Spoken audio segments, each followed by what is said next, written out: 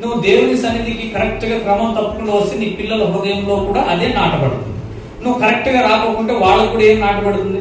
అమ్మ అంటే నెలకు ఒకసారి ఈసారి పోతుంది, నేను కూడా నెలకు ఒకసారి పోయినా తప్పేం లేదు.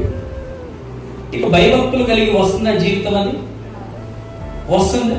వారికి క్షేమం ఉందా? వారికి ఆరోగ్యం ఉందా? వారికి ఆయువు ఉంటుందా? ఎక్కడి నుంచి?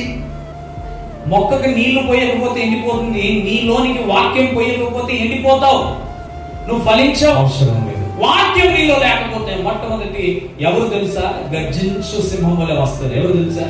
అపవాది. ఎందుకంటే వాక్యం నీలో లేదు. వాడిని ఎదిరించాలంటే నీకు వాక్యం అనే ఖడ్గం కావాలి.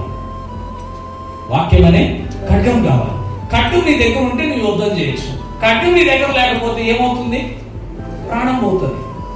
ఈరోజు మన జీవితాలు అంతే. వాక్యం అనేటువంటిది సరైనటువంటి రీతిలో, సరైన సమయాల్లో, సరైన స్థలాల్లో ఉపయోగించకపోవటం వలన ఆత్మీయంగా సచ్చి బ్రతుకుతూ పడుతూ లేస్తా ఉన్నాం. అది ఎంత ప్రమాదకరమైందో నీకు ఇప్పుడు అర్థం కాదు. ఒక సమయం వస్తుంది,